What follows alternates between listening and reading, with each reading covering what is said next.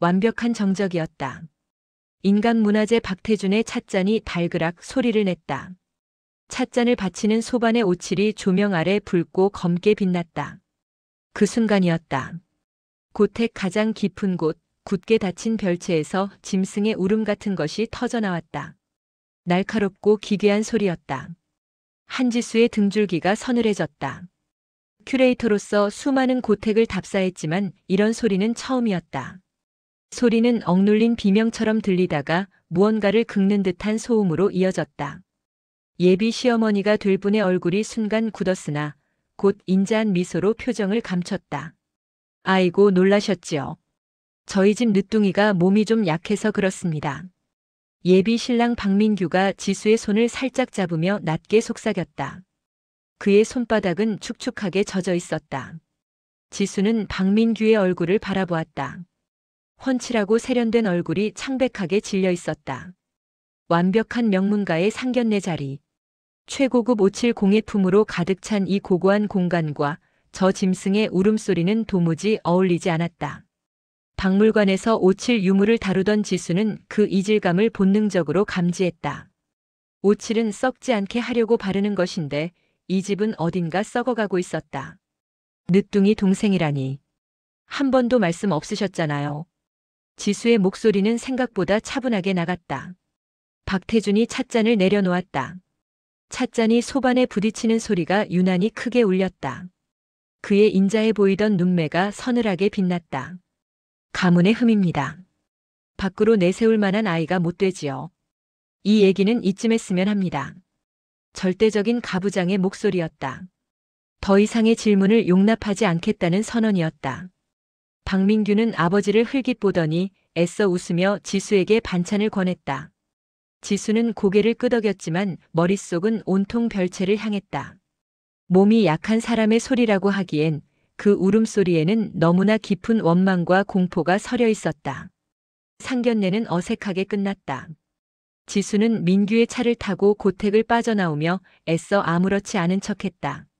하지만 방금 전에 그 소리가 귓가에서 떠나지 않았다. 며칠 후 지수는 핑계를 만들어 다시 고택을 찾았다. 박태준 장인에게 드릴 선물이 있다는 명목이었다. 박민규는 공방일로 바쁘다며 저녁에나 들어올 수 있다고 했다. 지수에게는 오히려 기회였다. 집안은 조용했다. 지수는 참모 오 여사에게 선물을 건네고는 자연스럽게 화장실을 가는 척하며 본체 뒤편으로 향했다. 고택은 온나무 특유의 냄새와 오래된 나무 냄새가 섞여 묘한 향을 풍겼다. 본체를 돌아 별채로 향하는 작은 문 앞에 섰다. 문은 굳게 잠겨 있었다. 하지만 문 옆으로 난 작은 창문은 쇠창살로 막혀 있을 뿐 닫혀 있지는 않았다.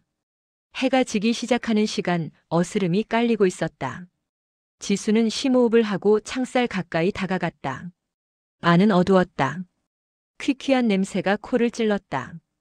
지수는 눈을 가늘게 뜨고 어둠 속을 살폈다. 방 안쪽 구석에 무언가 웅크리고 있었다. 저기, 괜찮으세요? 지수가 작게 속삭였다. 그 순간 웅크린 형체가 움찔하며 고개를 들었다. 어둠 속에서 두 개의 눈동자가 지수를 향했다. 20 후반쯤 되어 보이는 창백한 남자의 얼굴이었다. 오랫동안 빛을 보지 못한 듯 병약해 보였다. 하지만 지수를 놀라게 한 것은 그의 외모가 아니었다. 그의 눈. 지수와 눈이 마주친 남자의 눈에는 지수가 평생 본 적 없는 극도의 공포와 절망이 담겨 있었다. 남자는 짐승처럼 겁에 질린 채 창살을 향해 무어라 입을 뻐끔거렸다. 소리는 들리지 않았다. 그저 지수를 향해 필사적으로 무언가를 호소하고 있었다. 그때였다. 등 뒤에서 싸늘한 목소리가 들렸다. 거기서 뭘 하십니까? 오 여사였다. 오 여사는 낮에 본 그 사람이 맞나 싶을 정도로 차가운 얼굴로 지수를 노려보고 있었다. 지수는 심장이 발끝까지 떨어지는 것 같았다. 그날 밤 한지수는 잠을 이루지 못했다. 별채에서 마주친 공포에 질린 눈동자, 그리고 싸늘하게 자신을 노려보던 오 여사의 시선이 뇌리에서 떠나지 않았다. 다음 날 지수는 박민규에게 아무렇지 않게 물었다.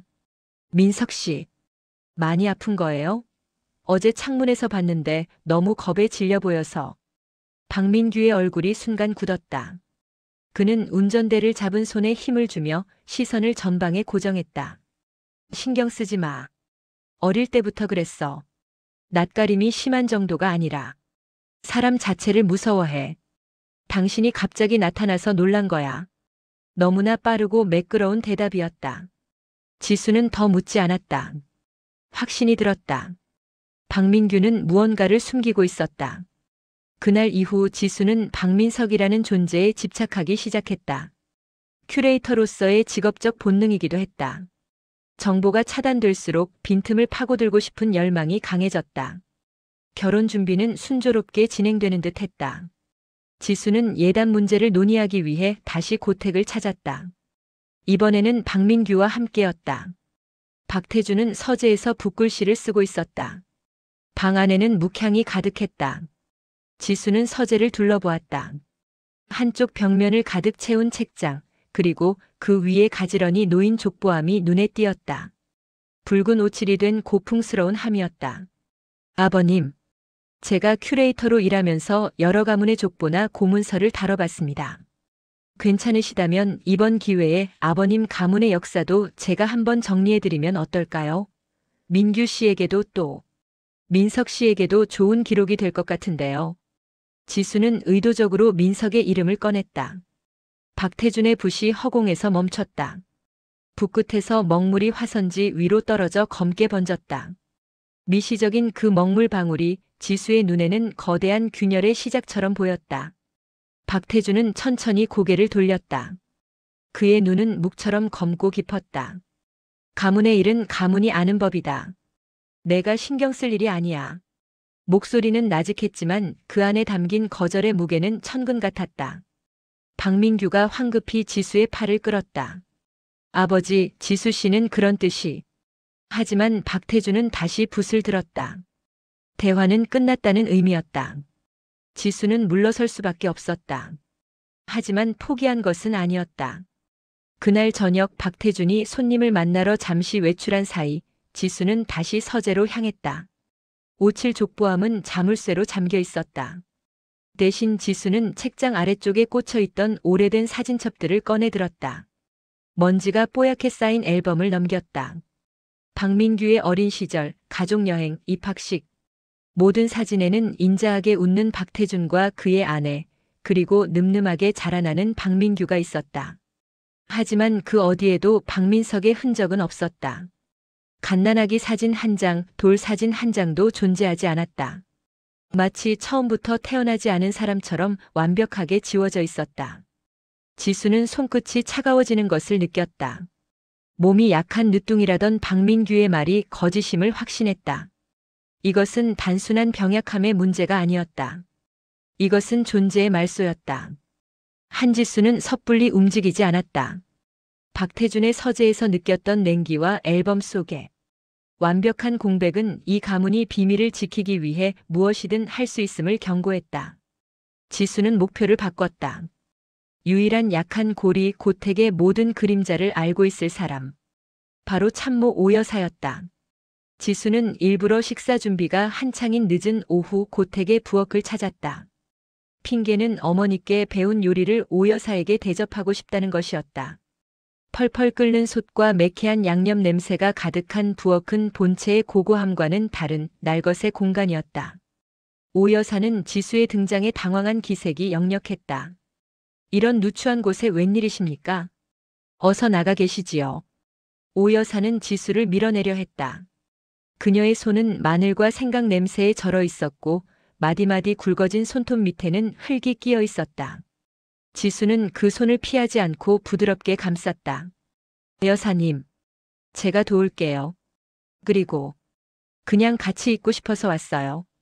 지수는 화려한 예비 며느리가 아닌 그저 한 사람으로 다가갔다. 함께 채소를 다듬고 끓어 넘치는 솥을 닦으며 시간을 보냈다.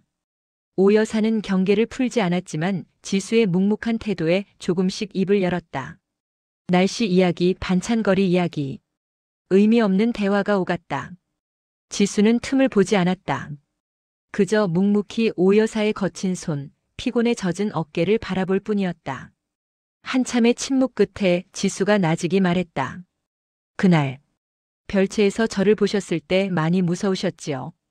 오 여사의 칼질이 멈췄다. 그녀의 어깨가 잘게 떨리기 시작했다. 무서운 건 제가 아니라 그 안에 계신 분이겠지요. 지수의 시선이 멈춘 칼끝에 머물렀다. 오 여사는 고개를 숙인 채 굵은 눈물을 도마 위로 뚝뚝 떨어뜨렸다. 수십 년간 억눌러온 감정이 터져나온 것이다. 그 아씨도 참 딱했는데 그렇게 가버리고. 아씨? 지수는 그 단어를 놓치지 않았다. 박민석이 아니라 아씨였다. 오 여사는 더 이상 말을 잇지 못하고 입술을 깨물었다. 그날은 거기까지였다. 며칠 뒤 지수가 고택을 방문하고 돌아가려 할 때였다. 어두워진 대돌 아래서 오 여사가 황급히 지수의 앞을 막아섰다. 그녀는 사방을 살피더니 자신의 빛바랜 앞치마 주머니 속에서 무언가를 꺼내 지수의 손에 억지로 쥐어주었다. 그것은 손수건에 곱게 쌓인 작고 낡은 아기 베넷저고리였다. 세월에 누렇게 바래고 좀이 슬어 있었지만 정성스럽게 꿰맨 흔적이 역력했다. 이 집안은 겉만 오칠입니다. 속은 다 썩었어요. 오 여사는 공포에 질린 목소리로 속삭였다. 그녀의 눈동자가 별채 쪽을 향했다. 아가씨도 조심하세요. 진실 같은 건 여긴 없는 곳입니다. 오 여사는 그 말을 남기고 어둠 속으로 사라졌다. 지수는 차가운 밤 공기 속에서 손에 들린 낡은 베넷저고리를 멍하니 내려다보았다. 작은 천 조각에서 희미하게 오래된 슬픔의 냄새가 났다. 한지수의 손에 들린 베넷저고리는 천 조각이 아니었다. 그것은 40년 가까이 억눌린 누군가의 슬픔이자 이 거대한 고택의 균열을 증명하는 단서였다. 지수는 베넷저고리를 곱게 싼 손수건 안에서 세월에 말라붙은 가느다란 머리카락 몇 올을 발견했다. 이것이 별채에 갇힌 남자 박민석의 것이라 직감했다. 이제 필요한 것은 대조군이었다. 지수는 박민규의 집무실 겸 침실로 사용되는 사랑채로 향했다. 다행히 그는 공방일로 늦는다고 했다. 방 안은 그의 성격처럼 반듯하게 정돈되어 있었다. 지수는 화장대 위에 놓인 고급스러운 빗을 집어들었다. 빗살 사이 그의 머리카락 몇 가닥이 엉켜 있었다. 지수는 떨리는 손으로 머리카락을 수습해 작은 비닐봉지에 담았다. 미시적인 그 머리카락 한 올이 이제는 거대한 가문의 명예를 흔들 창이 될 터였다. 지수는 2개의 샘플을 들고 곧장 유전자 검사기관을 찾았다. 형제관계 확인. 검사 결과는 3일 뒤에 나온다고 했다. 그 3일은 지수에게 3년처럼 느껴졌다.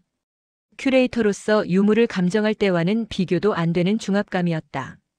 박물관에 앉아 있으면서도 그녀의 오감은 온통 며칠 전에 그 고택 창살 너머의 공포에 질린 눈동자에 사로잡혀 있었다. 마침내 검사 결과가 나왔다. 지수는 차 안에서 봉투를 열었다. 얇은 종이 한 장이었지만 그 무게는 납덩이 같았다. 검사 결과 친형제 관계가 성립되지 않음. 지수는 숨을 크게 들이마셨다. 예상했던 결과 중 하나였지만 막상 활자로 확인하니 머리가 어지러웠다. 박민규는 그녀에게 거짓말을 했다. 늦둥이 동생이라던 박민석은 그의 동생이 아니었다. 그날 밤 지수는 박민규를 만났다. 그녀는 검사 결과지를 그의 앞에 내밀었다. 민석 씨, 민규 씨 동생 아니잖아요. 박민규의 얼굴에서 핏기가 가셨다. 그는 지수가 유전자 검사까지 하리라고는 상상도 못한 듯 했다. 그는 한동안 입술만 달싹이다가 처연한 표정으로 무너져 내렸다. 맞아. 내 동생 아니야. 지수는 그가 다음 변명을 준비한다고 생각했다. 하지만 이어진 그의 고백은 지수의 예상을 빗나갔다. 민석이는 사실 어릴 적 집을 나간 우리 고모의 아들이야. 지수의 눈이 커졌다. 고모님, 이요? 그래. 아버지는 그 일을 가문의 수치로 여겼어. 고모는 상대를 밝히지 않은 채 민석이를 낳고는 얼마 안 가 세상을 떠났지. 아버지는 핏줄을 거둘 수는 없었지만 족보에 올릴 수도 없었어. 그래서 평생 별채에 숨겨 기른 거야. 존재하지 않는 아들로. 박민규는 괴로운 듯 두 손으로 얼굴을 감쌌다. 지수는 혼란스러웠다. 박민석이 박민규의 형제가 아니라는 것은 사실이었다. 그리고 고모의 숨겨둔 아들이라는 설명은 이명애를 중시하는 가문이 그를 유폐한 이유를 그럴듯하게 설명해 주었다. 박민규의 거짓말 늦둥이 동생은 더 큰 가문의 수치 미혼모의 아들을 덮기 위한 방어막이었던 것이다. 지수는 잠시나마 그를 믿어야 할지 고민했다.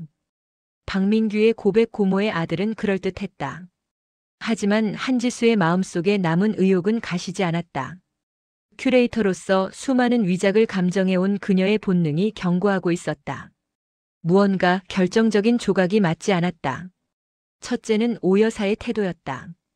고모의 아들을 숨기는 일에 그토록 극심한 공포와 죄책감을 느낄 이유가 없었다.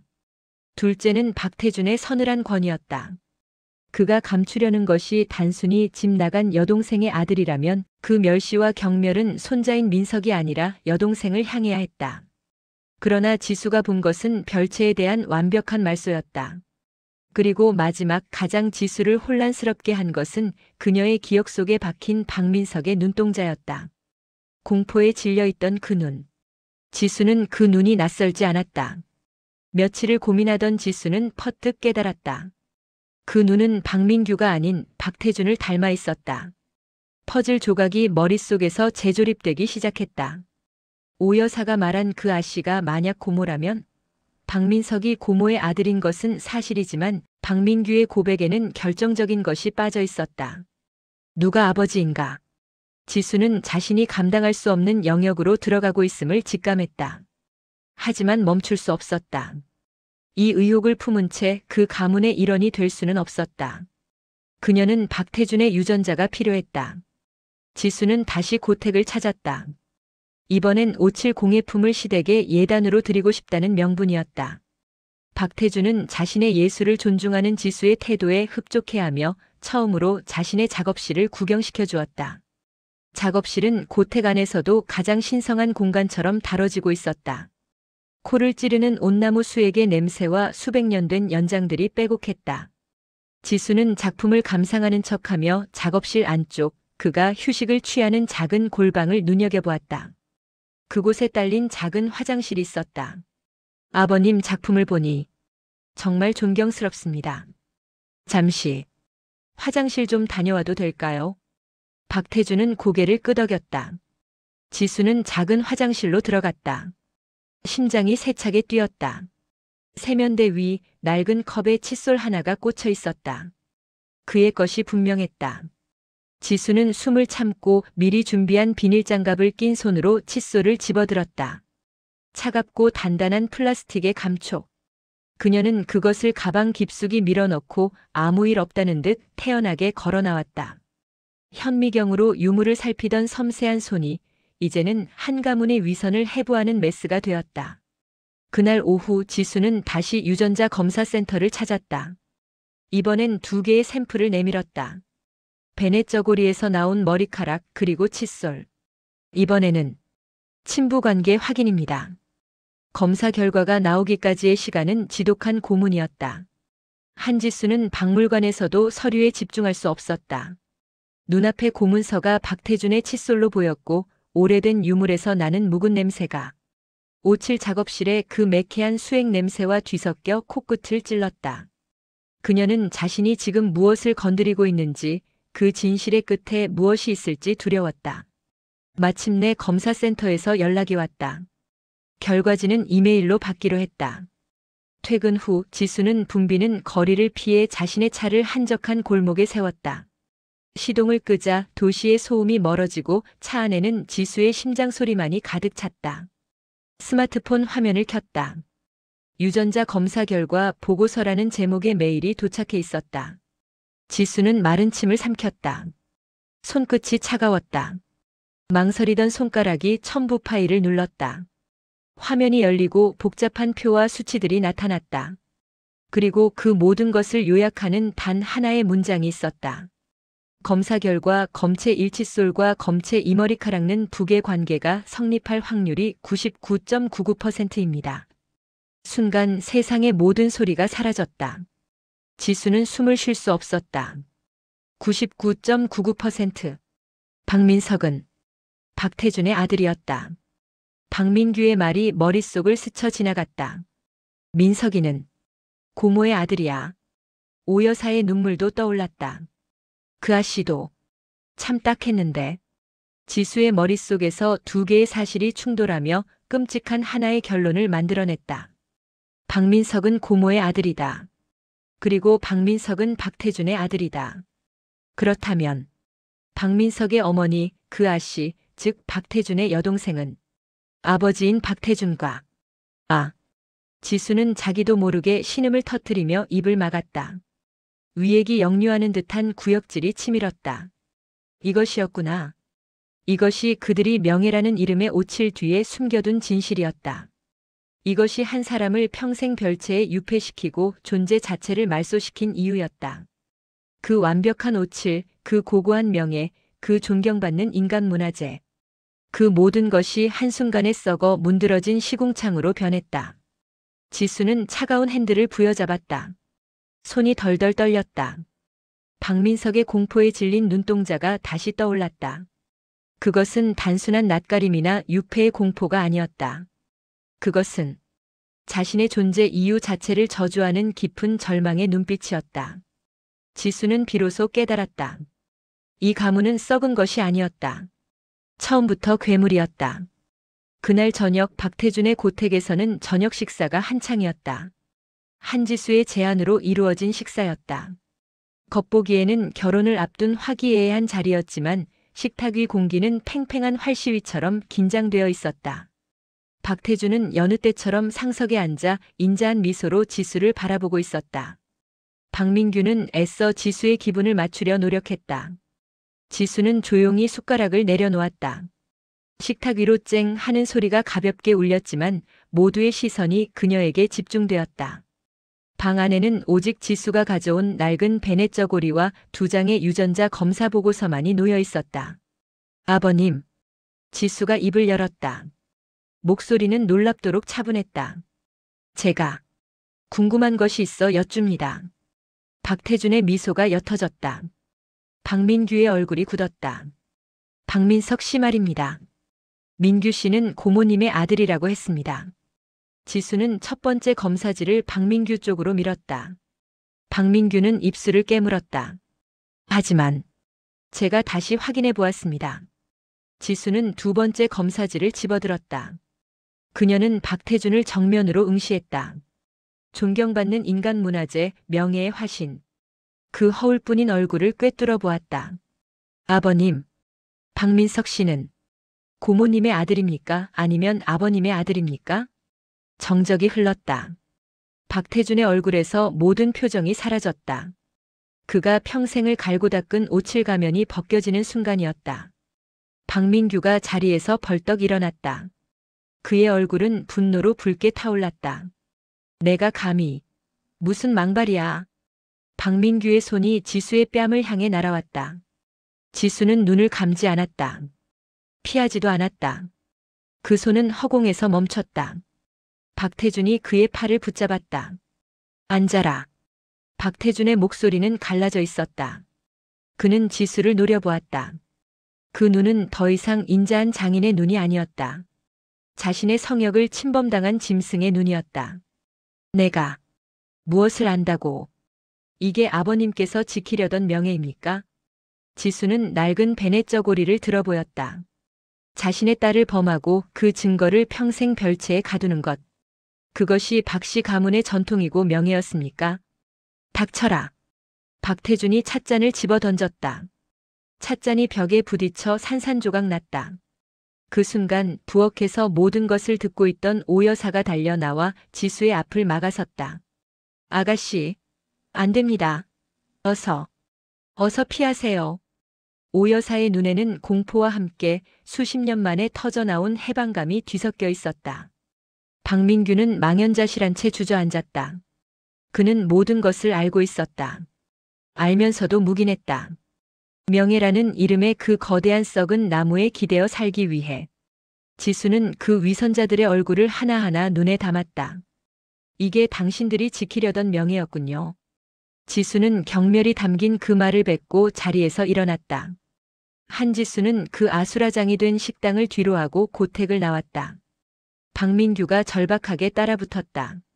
그는 지수의 팔을 붙잡고 애원했다. 지수 씨, 제발. 아버지는 그냥 명예를 지키고 싶었을 뿐이야. 지수는 그의 손을 뿌리쳤다. 그의 손길이 닿은 팔 부분이 뱀에 물린 것처럼 불쾌했다. 그건 명예가 아니에요. 핑계지. 당신은 알면서도 동조했어. 그 썩은 명예를 상속받으려고.